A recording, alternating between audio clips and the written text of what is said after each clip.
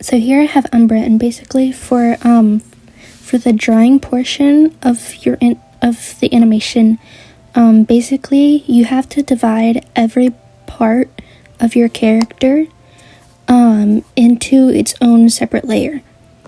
So you have the ears as a separate layer, you have the hand, the upper arm, the lower arm, like above the elbow to the shoulder, and then below the elbow to the wrist. And then you have the hand. If you want the hand to move, just basically any part that you want to animate, you want to have on its own layer. And you do want to separate the upper and lower arm in case you want the lower arm to move like in its own way, separate from the upper arm. So you want all those pieces like on its own layer. So for Umbra right here, I have the right ear on its own layer, the back hair, as in the hair like that's in the back, the right arm, the right upper arm, the right lower arm, the torso, which includes the neck, shoulders, and waist. I have the head, which is just a flat color of the head. Have her scarf, her eyes, which you can put on a separate layer from each other, as in right eye, left eye, but I keep them both on the same layer. And then I have the nose and the mouth on the same layer, because in this example I'm not animating it, but you might want to animate the mouth, which would have to be on its own layer. And then next I have eyebrows, which I keep on the same layer just because I'm not rotating the eyebrows, but you can have them each on their own layer, like right eyebrow, left eyebrow, in case you're like tilting them downwards to make like an angry expression or something like that. But for this animation I didn't do that.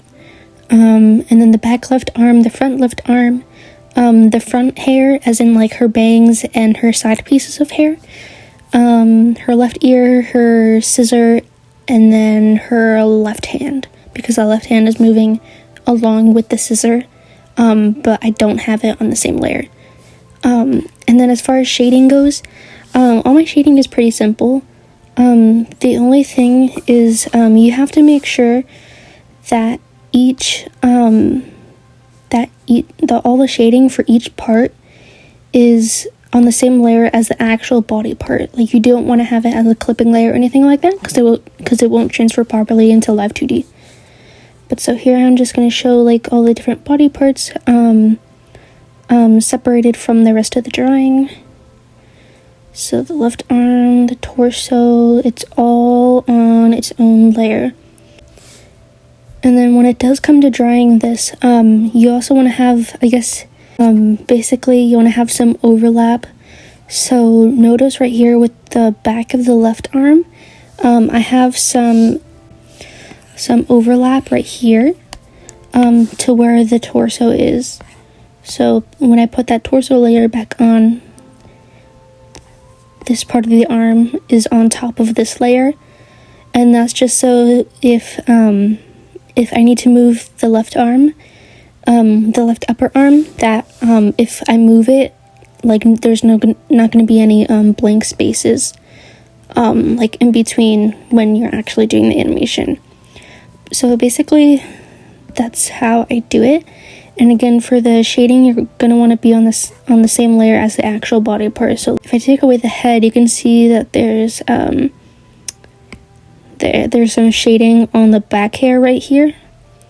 That's just because that's the shading that shows like with the other hair on top of it and stuff.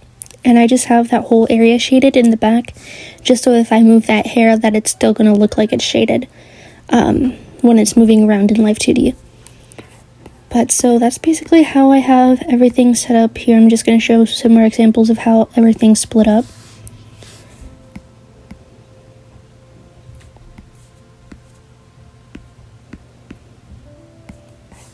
It kind of looks funny, but it's necessary for to use Live2D, that you make sure you have everything separated into its own layer. And I'm going to open IbisPaint and go to my gallery just so that I already have that app open for when I'm ready to export my drawing file from Procreate to IbisPaint. So here I have IbisPaint open. I already technically have this drawing done, but I'm going to show you how to export it again. So you're going to go into your Procreate file, and again, I use Procreate, but you can use whatever you want. But so I'm going to open Procreate. I'm going to go to the tools, and then we're going to export this as a PSD file. And then I'm going to send this over to IbisPaintX.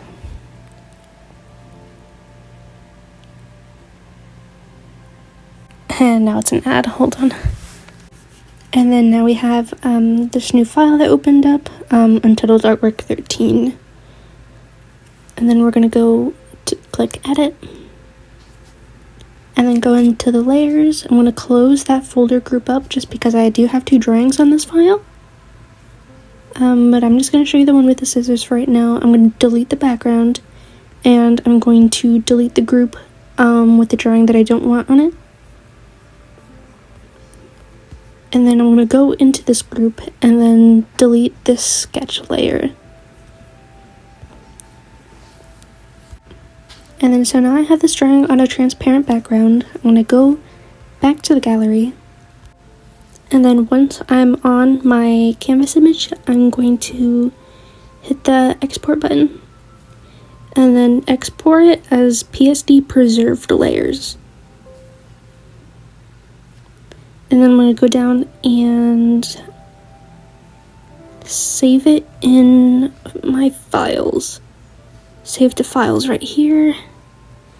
And then I'm going to have right here would be my USB. But I currently don't have it connected to my iPad because I'm too lazy to go get it. But I do have an iPad charger, what is it called, USB-C to USB adapter, so that I can connect my USB to my iPad. And then it would just show up right here in locations on your iPad when you go to export it, and then you just click it and then save it to whatever thing, like folder that you want. And then that's basically how you would save it to your flash drive. Okay, so hi everyone. I'll be going over the just basically how I use Live2D when in regards to animation. So here, this is the Live2D Cubism website. You can download it for trial. And the free trial lasts for 42 days, and then after that, you can either pay for it or get the free version. The free version is actually very good. Like, it doesn't have that many restrictions, unless you have a very super specific detailed character, but for my animations, I usually don't need all the stuff that the Pro has. So basically, the free version is just you only have like 30 parameters that you can set up for your character and 50 deformers, but you usually don't need that many. So you don't really need the Pro version, in my experience. But so this is the website. They even have an After Effects plugin.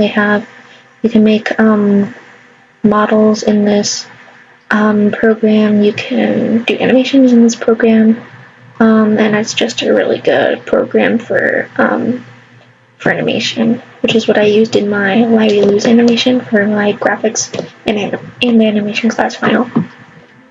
So I'm just gonna pull up my flash drive. I have a folder called PSD files, because if you remember, we need to export our drawing into a PSD file and to save it on our flash drive. So I'm just going to basically just drag and drop it.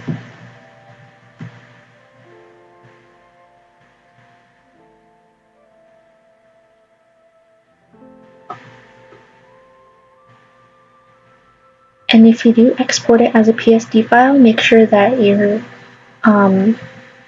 dragging and dropping the PSD file with the most data on it. So it will create 2 files, usually for KBs. So usually it'll save one with 4 and then one with the actual amount. You want to make sure that you're exporting the one with the actual amount on it, not the 4 KBs on it, just because it's not gonna make the project file for you. So here I have it. So what you see right here, what you see right here is why you need to make sure that you your shadow layers onto base layer, because otherwise it's not going to export properly and there's no way to put the clipping there. What we're going to have to do is, I'll show you next in a second, but the first thing you're going to want to do in Live2D is just select all the layers. I pressed Control A, and then we're going to go to Auto Mesh, Automatic Mesh Generator, this button right here, and then click Standard. And it'll take a second, but it's going to generate all the mesh for you. So basically now the body part has this mesh on it, so you can select it and move it around. Looks like if I move this, this is going to move now in like all sort of wacky ways.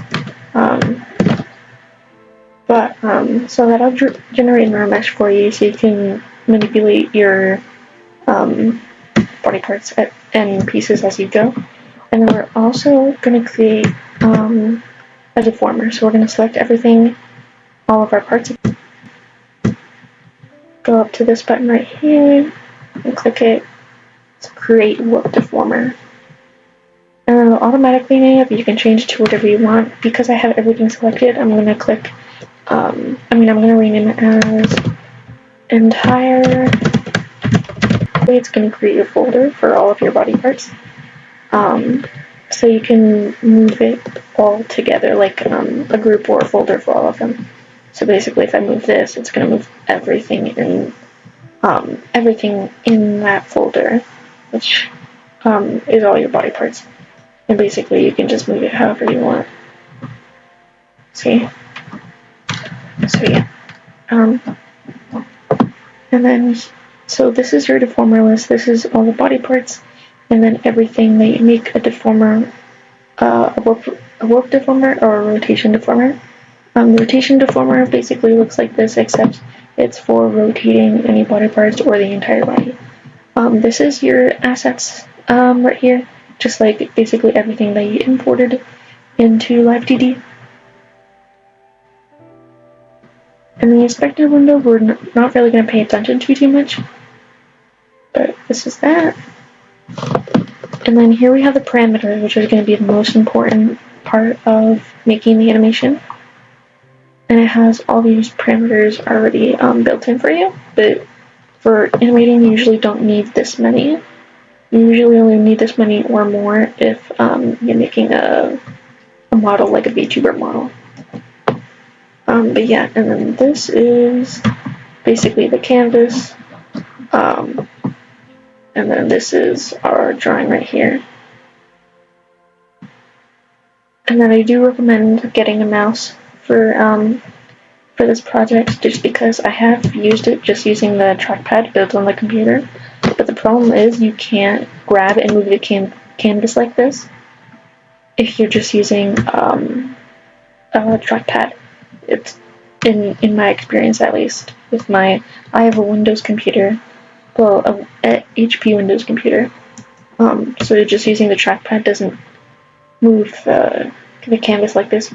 But if you have a mouse, it's going to be spacebar and then click and move it around. But yeah. So this is our model. There's animation, form animation. We're just going to use model and animation. And this is our project file. You can see I'm using the free version right now. And yeah, so I'm going to get started. with creating all these parameters, I'm actually going to delete a lot of them and then rename them. So first, I'm going to delete angle Y and Z, and then all these eye ones except for one of the eyeball parameters. Because in reality, you don't need this many. And then I'm just going to do the same thing for the eyebrow parameters and just leave one brow parameter on there. And these aren't preset, as in they're not automatically assigned to a body part when you start, like when you open this project. So basically you get to make it how you want it. I'm going to delete one of the mouth parameters, the cheek parameter, and then the body X, Y, and Z I'm going to delete, and then the breath I'm going to delete. Oops. And I'm also going to delete hair move side, just because her side hair pieces are on the same layer as her bangs. And then I'm just going to rename this, right click, edit parameter, and then rename it to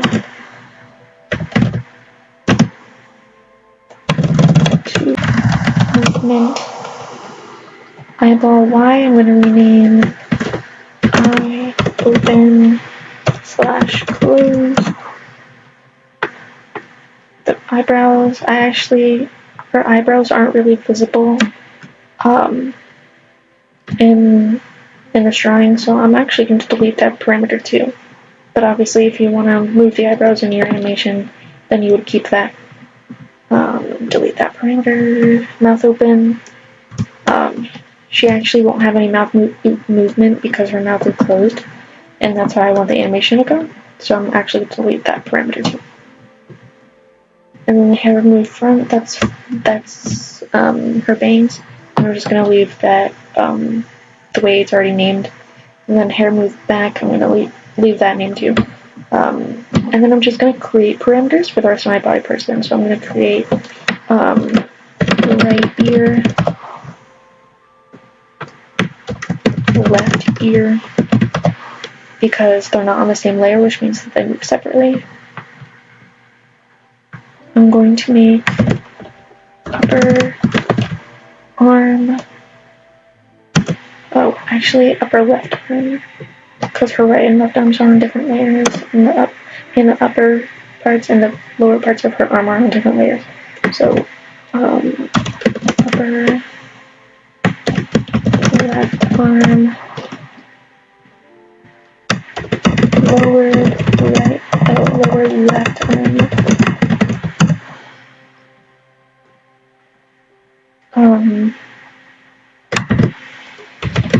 upper right arm,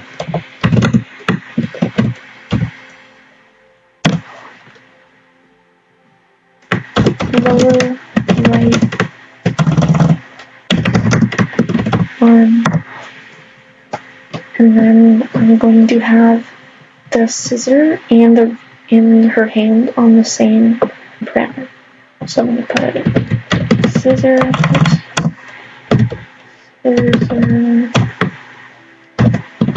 and scissor / hand.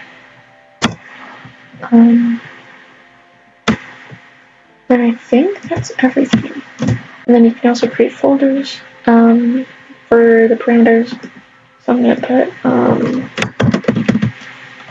head and face parameters into one folder. So the eyes, the hair, the ears, the hair, that's it. And I'm just going to move that into that folder. I'm going to make another folder for the left arm, and then move the upper left arm and the lower left arm into that folder. I'm going to make right arm folder for the upper right arm and lower right arm. And then I can just leave those two there if I want, but I'm going to create a folder just called other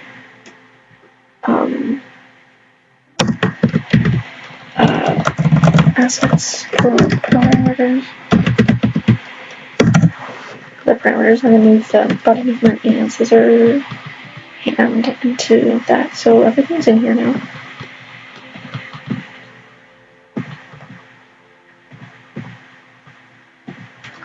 Okay, and then now we're going to create more wolf deformers. So I'm going to group everything by like section. So like how we did in the parameters window, I'm going to group everything together. So I'm going to add left ear, front hair, let's see, eyebrows, nose, mouth, eyes, head, back hair, right ear. So basically her entire head, and then click the Create Wolf Deformer, and I'm going to rename this entire head deformer. And then so it's just going to move her head now, see? Well, whoop around her head. So if I move this, it's going to warp that entire section that I just made. Okay, I'm just going to close that for a bit now. I'm going to make left arm front, left arm back, scarf, right shoulder, torso, and right arm. I'm going to create a wolf deformer for that. And then call it lower body.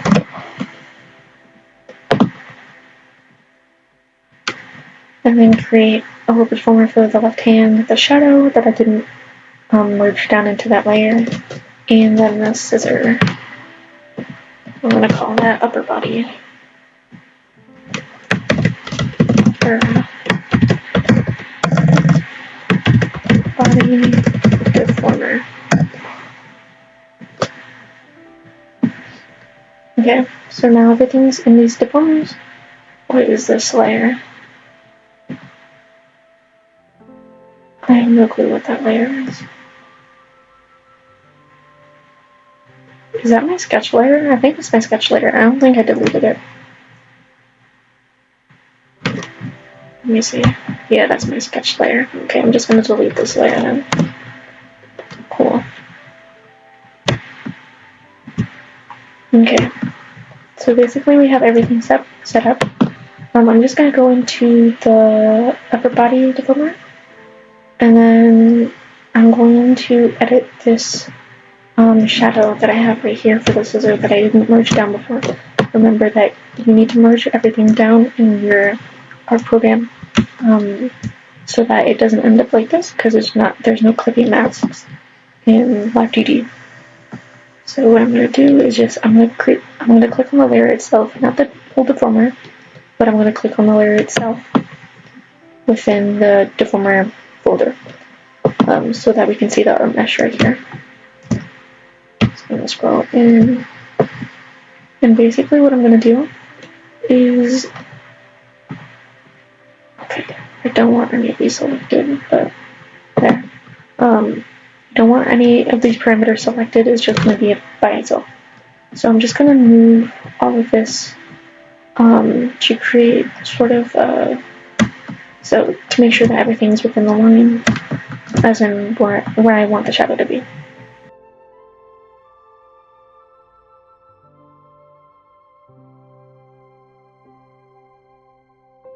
And then I'm actually going to create another art mesh point. So these are the points in the art mesh that you move around. I'm going to create another one, and I'm going to go to mesh. I'm going to create a point, I think right here, here, and here, just so I can move this part right here. I'm actually going to add one here too. And then click the green check. And then so these points now can move around the asset.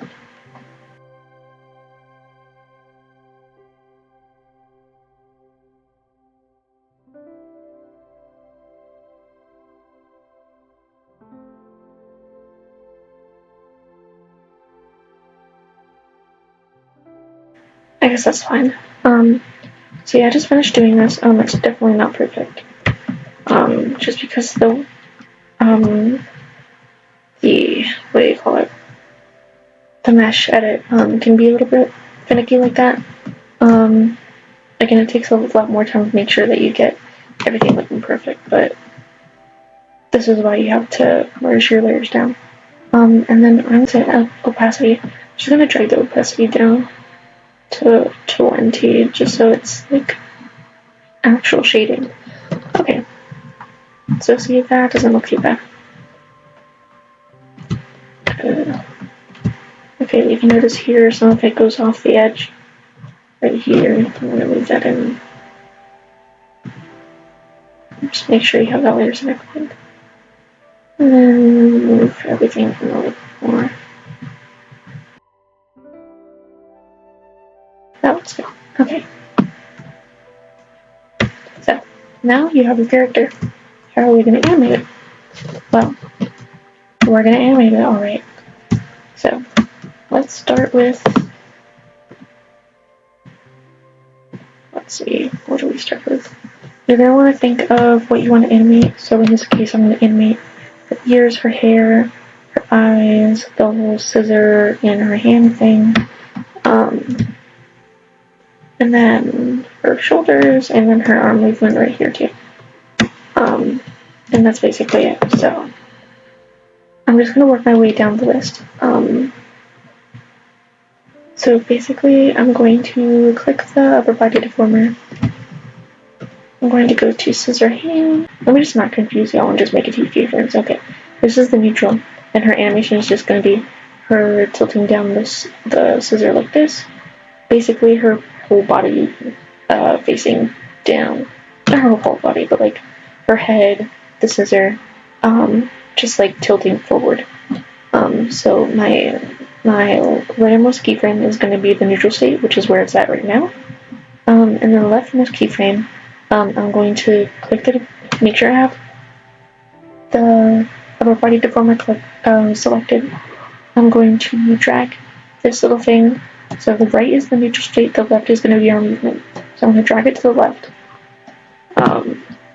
And then I'm just going to create the movement. So how I want the movement to be is just, I'm going to rotate it. So basically go to this corner, you have the expand or the rotation. This is the rotation right here. And I'm just going to tilt it down like this. And then like that. And then I'm going to click the deformer again. And then I'm going to press the arrow keys like 4 or 5 times. 1, 2, 3, 4, 5. Just so that it doesn't look like her hand is literally coming off of her wrist a little bit. And then so now we have a little bit of an animation going on. So remember, the right is going to be your neutral, the left is going to be the movement. You could also do it in the reverse, but this is just how I do it. And then so now you have a little bit of the animation of her tilting her hand with her scissor in it. And so basically it animates all the in-betweens because you're just literally going from a neutral state to tilting outsets. So it animates the movement in between. Okay. So I'm going to move this back to the movement state just so I can have a visual of what everything looks like as we're continuing to edit these parameters. So let's see, I'm going to move into my entire head deformer. And I'm actually going to rename this to entire head movement.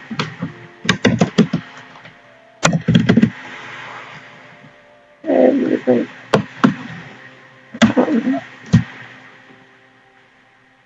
Yeah. So actually, I'll move this parameter into head and face. There we go, entire head movement. Again, the right is going to be our neutral state, the left is going to be our movement. So for the entire head, I'm just going to click the down button 4 or 5 times. 1, 2, 3, 4, 5. And then tilt her head a little bit forward like this. I'm actually going to move it 2 times up. Just so we can see her mouth still. So then now we have her moving her head down. And then now I'm going to animate the rest of these parameters too. So I'm going to go down to eye open close. I'm going to click on the eyes layer.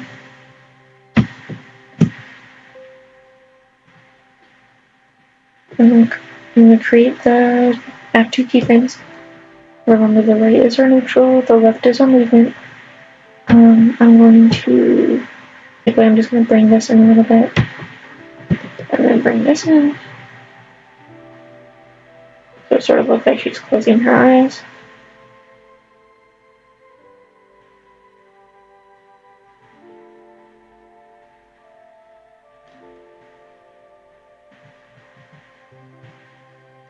Okay. That looks good. And then because she's moving her head downward, I'm going to animate the hair looking like it's coming down a little bit. So I'm going to go to the back hair asset down in the deformers window. I'm going to click the move hair back parameter. I'm going to add the 2 keyframes. Remember, the right is our neutral, the left is our movement. And then I'm actually going to make a deformer for just this hair. So I'm going to click this hair. I'm going to click the warp deformer. Click create warp deformer. And I'm going to rename it back hair. And then create. So now this is in its own folder. Within this folder still. So if I close that, it's still in this folder right here. And then I'm going to recreate those 2 keyframes just because you can have the 2 keyframes sort of interact with each other. So if I click just the hair, you can move each part on its own. And then also if you click the whole deformer, it'll also interact because it's on the same keyframe and the same parameter. But I'm going to use the warp deformer just because it's easier to animate the hair in the warp deformer because it's all clustered together like this instead of just the art mesh when it's like this because it's every little piece because it's a mesh. So I'm going to go back, click the back hair deformer, click the hair move back parameter, and then again slide it to the left for our movement. And because she's tilting her head down, I'm going to bring the hair on the left down a little bit more right here, and then also bring this down and forward a little bit as well. So I'm just going to bring this down a little bit and bring this to the side a little bit as well. Bring this down, and these little corners right here are movable as well. So you don't just have to move the green, these green dots right here.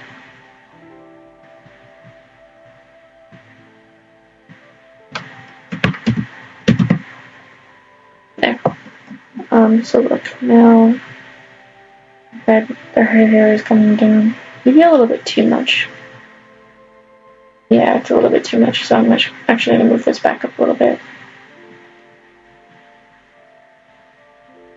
That looks a little bit better. And I'm just going to bring this in a little bit because I feel like I did that too much as well. There we go, that looks a lot better. And again, it's important to have the shading in the back right here, just so, again, as we're animating this, as we're creating these keyframes, if you move this around a lot more, it's still going to look shaded no matter what because you shaded the entire back part right here. Okay, so I'm going to close the back hair deformer, and I'm going to do her bangs. So I'm going to click front hair and go to the hair move front parameter. I'm going to create a warp deformer just for the front of her hair or her bangs. So I'm going to name it front hair deformer. and then create the 2 keyframes, and then slide it again to the left. And then I'm just going to move it a little bit, not from the center, not from the center. If you do it from the center, it's going to move the entire hairpiece like this.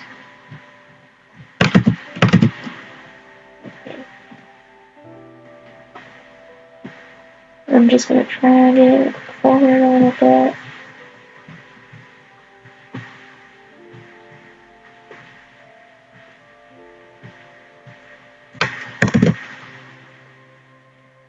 Until just basically how you want to do it.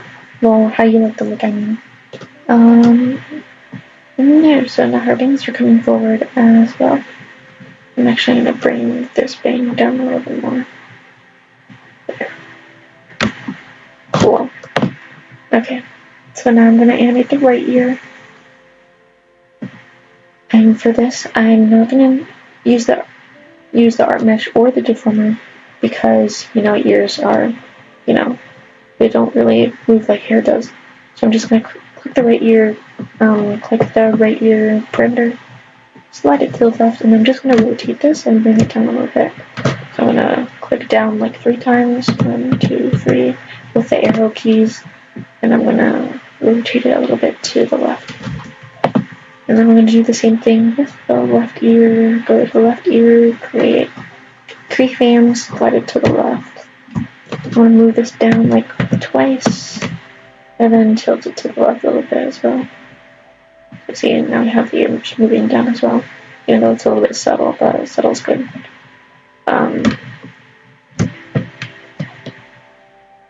Okay. So now I think I'm done with the head. So now we can move on to the lower body. So I'm going to go to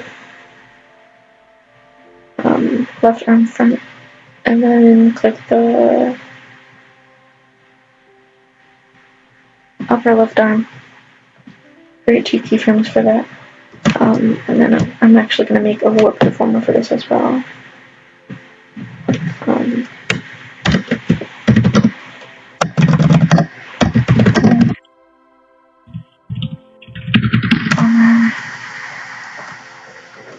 And then recreate those 2 keyframes. And then just bring down her sleeve a little bit.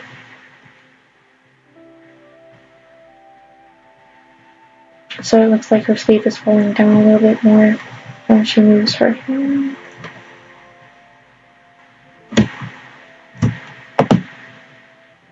And then I'm actually also thinking I might animate the arm as well.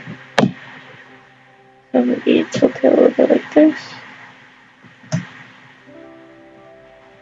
And just make sure everything looks good.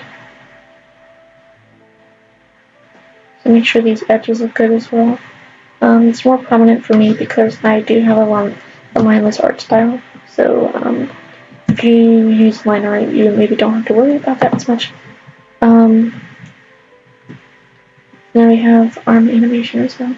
And I'm actually going to move her hand and her scissor over to the left a little bit, just because her arm is moving as well. So I'm going to go to upper body, click the whole deformer, other parameters, scissor hand, and then just use the arrow keys to move it to the left a little bit 3 times, and then down like twice. There we go.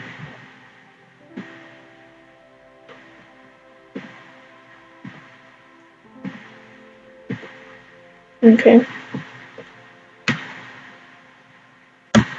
Now I'm going to, I actually don't need to move the lower left arm, that's in case you just want to add movement to it, but I'm not going to. So the last thing I need to do, I think, is the right arm. So I'm going to click, where is it? Right shoulder, here we go. I'm going to make a deformer for it.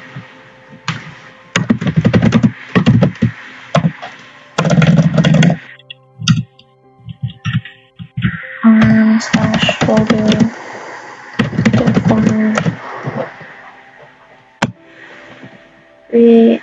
I'm going to go to upper right arm parameter, create the 2 keyframes, slide it to the left. And I'm just going to move this down using the arrow keys. 1, 2, 3. And then just, you see how the torso is coming in right here, and the arm, since I moved it down, is showing like a little edge right here. So I'm going to create the asset. I'm going to click on the asset itself, create the 2 keyframes, slide it all the way, oops, I did not mean to move it, slide it all the way to the left, and then just use the art mesh first. And then just use the art mesh to move it like that. See, so now it's less of a drop fall edge rather. Okay, so basically that's all of the movement I wanted to do for her. Yeah, that's all the movement I want to do. Okay, so we're gonna save our project. Oh, never mind, my computer's gonna start up. There we go. I'm just gonna go to desktop, go to animation files, and it's gonna create a Live2D Cubism model. I'm just gonna click save. Yes, save.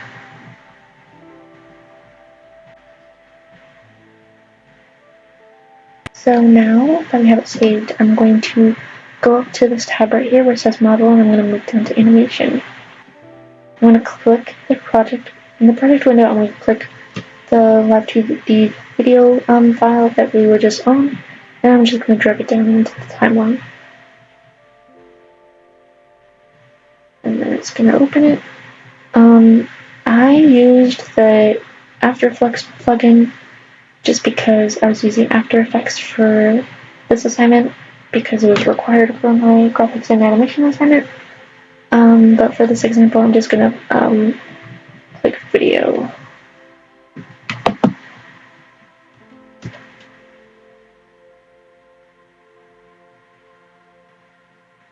That's gonna create a model track. Cool, and notice my model's way bigger than the screen. So I'm gonna click on this right here, which is our model that we have down here in the model track, and this is our timeline as well. So this scene right here is just what this animation is called right now. And then this is our file, and then this is just another file that I had previously, so don't mind that. So I'm just gonna scale this down, and I'm going to click Shift while I scale this down, just so everything stays the same size instead of, accidentally squishing it or squashing it or what have you like this. So I'm going to click on it, then hold Shift, and then scale it down to screen size. I'm just going to move this down and hold Shift as well as you're moving it down. There. So this is going to be the easiest part of the whole animation. You ready for this? We're going to go click the purple where our model is. We're going to go down to placement and transparency, and this only applies if you're using the free version. We're going to click 3 frame step. To be honest, I don't really know what that means, but you have to use it in order to export your animation as a video or as an After Effects plugin, whatever. You have to click 3 frame step in the beginning of your timeline, so it applies it throughout your entire project. Again, I don't really know what that means, but you have to have that applied in order to export your project as a GIF or a video or what have you, if you're using the free version. If you're using the pro version as a free trial or you bought the pro version, then this doesn't really apply to you. So we're going to go to Live2D parameters. I'm going to open everything up. All of these folders, which were in the model window that we were in before. So with everything opened, I'm just going to move this 2 frames up, and then I'm going to create keyframes on the timeline by just dragging this little red ball over to the right where we have our neutral state. So we can start off with the neutral state. If you have a parameter without any of the keyframes on the end, then you don't have to move it, because that means that you don't have any movement within the perimeter. I'm just moving repaint, and Umbra's still in her neutral state. And I'm just going to move it down however long you want. Move it down to 10 frames. And then I'm going to move everything back to the other side where we have the movement. And then everything is going to move down to the other keyframe that we created in our model window. Okay. And are you ready for this? This is the coolest part. Ready? So I'm going to move it back to the beginning and click play. That's it. That's all there is to an animation. It created all the in-betweens for you based on the parameters that you have in your model window. Basically, you just need to make the beginning and the end, and it created everything for you. So look, see? Isn't that just neat? I don't know, I just think that's really cool. So I'm going to select everything here and just drag, and then copy, and then 1, 2, 3, 4, 5, 15, I'm going to paste. And then 1, 2, 3, 4, 5. I'm going to paste. And then just copy and paste those frames just to show you. 1, 2, 3, 4, 5. Paste.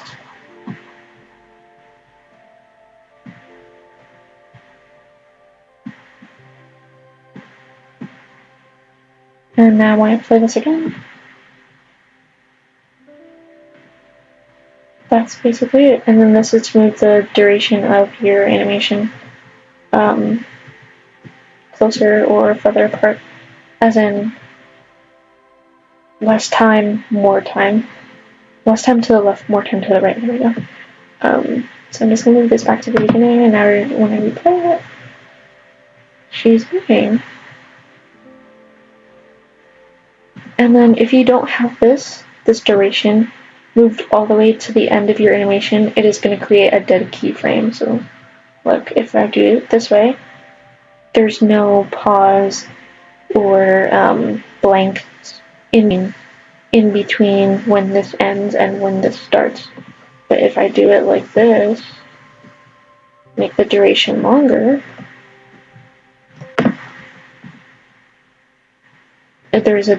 there's dead space right here.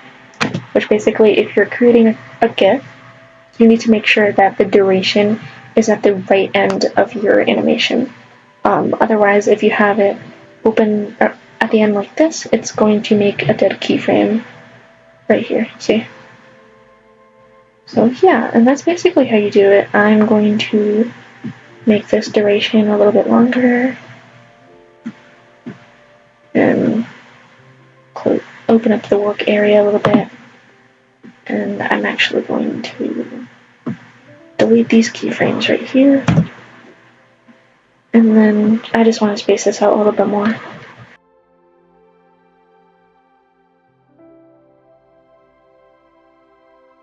Okay, so now let's see it. Now she looks like a cool girl, you know what I'm saying? But yeah, it's honestly that simple, especially if you're creating GIFs, if you're creating a more complex animation. Obviously, it's going to take more time. Basically, the way I did it in my animation, I created all these different character poses and then just animated them all separately, like you're seeing here, and then I just put it all together. So how we're going to export this, I'm going to start this at the beginning. How we're going to export this, it's going to be File, and then Export Image Video. I'm going to export it as a video, and then I'm just going to keep everything the same. Uncheck Show Live2D Model, and then, yeah, that's basically it. Another downside, though, to having the free version, if you're using the free version, or if your trial period already ended, is that you cannot add music onto the Live2D file. You can if you're using the Pro version, or if you're using the Pro version for Chalk. But if you have the free version, you cannot add any other assets like backgrounds, music, anything like that into this video when you're in the animation window. But other than that, it's pretty solid. If you export it as a GIF, it can be transparent, so that way you can just add it onto like CapCut, After Effects, whatever you're using. So actually, let me show you if I export this as a GIF animation. It's gonna have the option to loop it to make background transparent. I'm gonna click loop. Leave it at high quality. Make sure the error diffusion is checked, and show Live2D logo is unchecked.